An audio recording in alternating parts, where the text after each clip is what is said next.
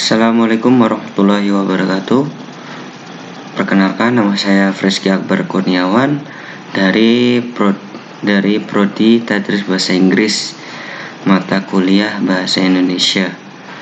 Jadi di sini saya akan mempresentasikan sebuah jurnal yang bermaterikan sintaksis.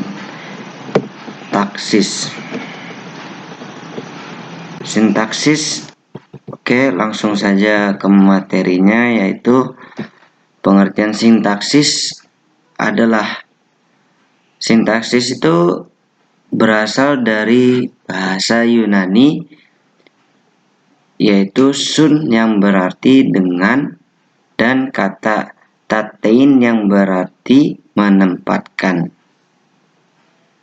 Jadi secara etimologi, sintaksis berarti menempatkan bersama-sama kata-kata menjadi kelompok kata atau kalimat. Dari beberapa pernyataan yang telah dikemukakan, dapat disimpulkan yaitu sintaksis adalah bagian dari tata bahasa yang membicarakan kaidah kombinasi kata menjadi satuan gramatik yang lebih besar berupa fase klausa dan kalimat serta penempatan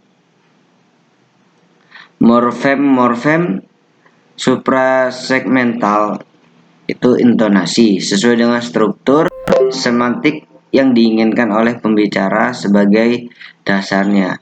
Misalnya, contohnya, saya dan Ali sedang menggambarkan lukisan pemandangan ketika nenek Aminah sedang memasak nasi goreng. Itu adalah salah satu contoh. Oke, lanjut.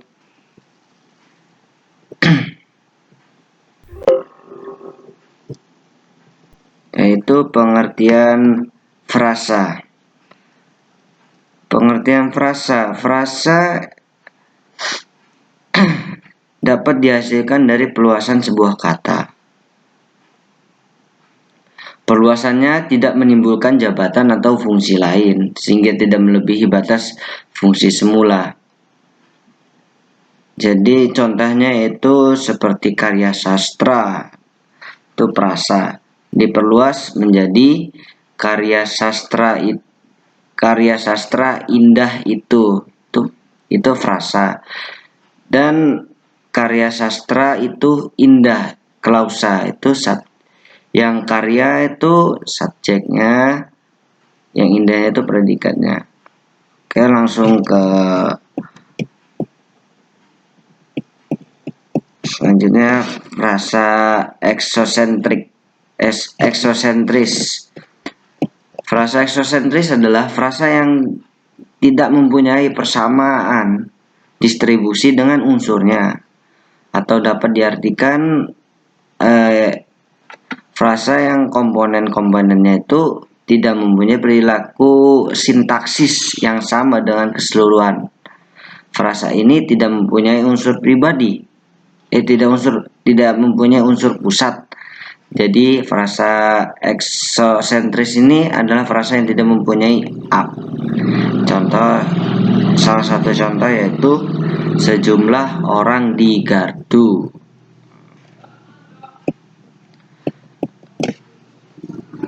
Frasa eksosentris itu dibagi menjadi dua, yaitu frasa eksosentrik yang direktif dan frasa eksosentrik yang non-direktif.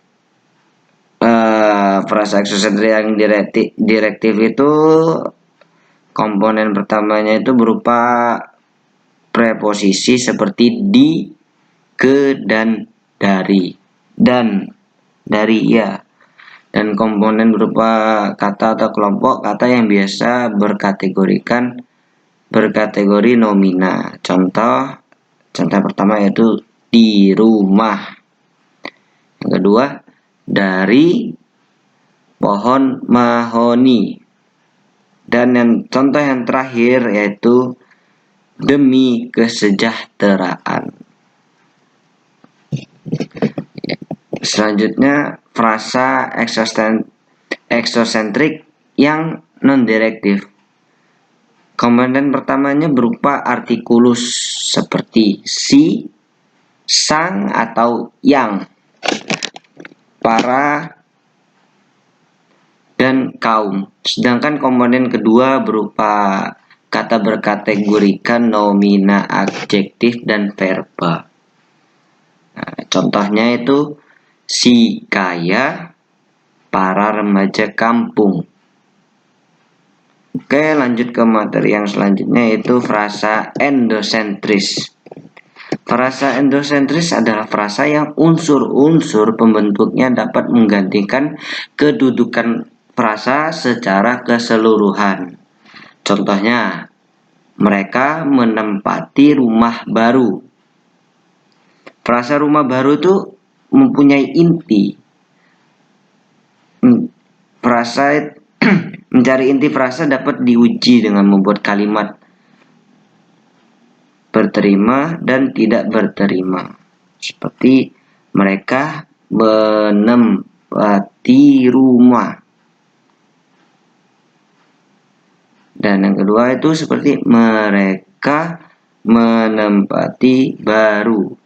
Kalimat A mempunyai makna, berarti rumah menjadi inti frasa.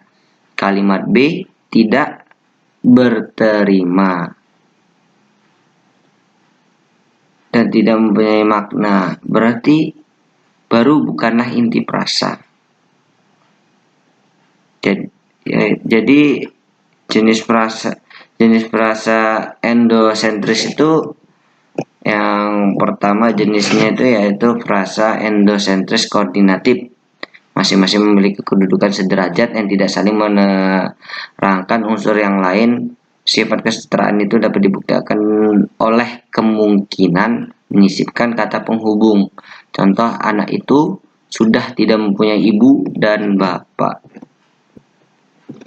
Anak itu sudah tidak mempunyai ibu dan bapak. Terus selanjutnya yaitu frasa endosentrik apositif. Frasa yang berhubungan antara unsur-unsur dapat saling menggantikan. Contoh, Aminah, anak Pak Lurah, sangat cantik. Yang ketiga, frasa endosentris atributif. Frasa yang salah satu unsurnya dapat menggantikan frasa itu secara keseluruhan. Lanjut ke materi selanjutnya, itu frasa ambigu. Frasa ambigu adalah frasa yang menimbulkan makna ganda atau tidak jelas. Ya, seperti contoh, lukisan ayah dipajang di ruang tamu. Frasa lukisan ayah ini mempunyai makna. Yang pertama yaitu lukisan milik ayah. Yang kedua, lukisan mengenai diri ayah. Dan yang ketiga, lukisan buatan ayah. Jadi dari kata itu mempunyai 3 makna. Selanjutnya itu frasa idiomatik. Frasa idiomatik adalah frasa yang mempunyai makna sampingan atau bukan makna sebenarnya. Contoh, orang tua itu sudah banyak makan garam kehidupan. Lanjut yaitu klausa. Klausa merupakan bagian dari kalimat. Klausa memiliki unsur subjek dan predikat, tapi tidak mengandung intonasi, jeda, tempo, dan nada. Klausa adalah satuan gramatikal yang setidak-tidaknya terdiri atas subjek dan predikat. Oke. Klausa juga merupakan satuan sintaksis berupa runtunan kata-kata berkonstruksi predikatif. Artinya di dalam konstruksi itu ada komponen berupa kata atau frasa. Macam-macam klausa, yaitu klausa dari segi kategori kata atau frasa yang memiliki fungsi predikat terdiri atas klausa, nominal klausa, verbal, klausa bilangan, dan klausa depan. Klausa nominal yaitu klausa yang predikatnya terdiri dari kata frasa golongan. Yang kedua, klausa verbal yaitu klausa yang predikatnya terdiri dari kata atau frasa kategori verbal. Dan selanjutnya, klausa verbal yang adjektif ada klausa yang predikatnya dari golongan verbal yang termasuk kategori sifat sebagai pusatnya. Klausa verbal intransitif adalah klausa yang predikatnya dari kata golongan kata kerja intransitif sebagai unsur inti. Klausa verbal yang aktif adalah klausa yang predikatnya dari kata golongan verbal yang transitif sebagai unsur intinya.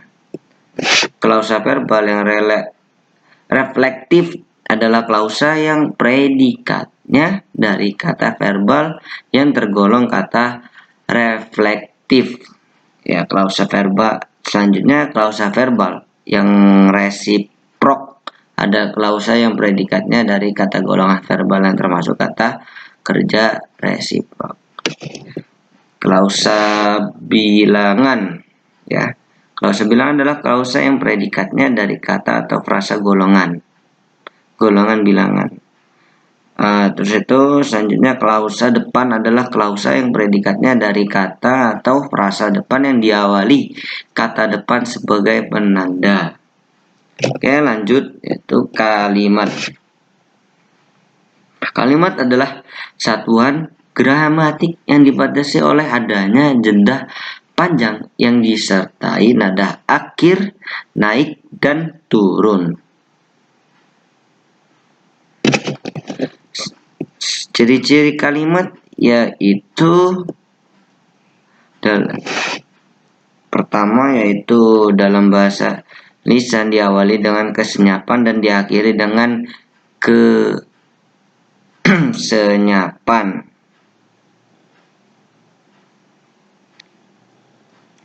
Dalam bahasa tulis diawali dengan huruf kapital dan diakhiri dengan tanda titik, tanda tanya, atau tanda seru. Yang kedua, sekurang-kurangnya terdiri dari atas subjek dan predikat.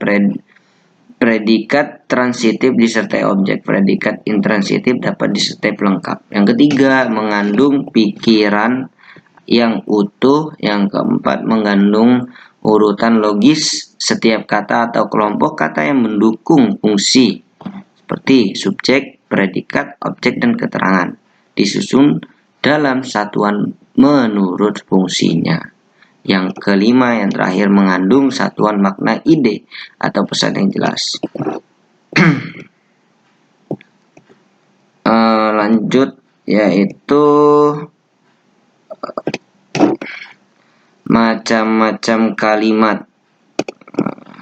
Langsung saja, macam-macam kalimat berdasarkan jenisnya itu ada kalimat tunggal, ada kalimat nominal, ada kalimat verbal, ada kalimat intransitif, kalimat ekstransitif, kalimat dwitransitif, dan kalimat semitransitif, kalimat pasif, kalimat tunggal,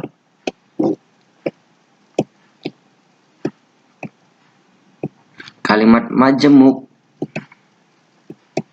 dan ada juga itu kalimat majemuk adalah kalimat yang terakhir itu. Oke, mungkin sekian dari saya yang bisa saya sampaikan. Mohon maaf saya apabila saya ada kesalahan kata. Mungkin penjelasan saya ada yang tidak jelas dan ada yang kurang pas dengan penjelasan dengan yang saya jelaskan ini. Saya mohon maaf sebesar-besarnya dan kepada Allah saya mohon ampun. Wallahul muwafiq ila aqwamit thoriq. Wassalamualaikum warahmatullahi wabarakatuh.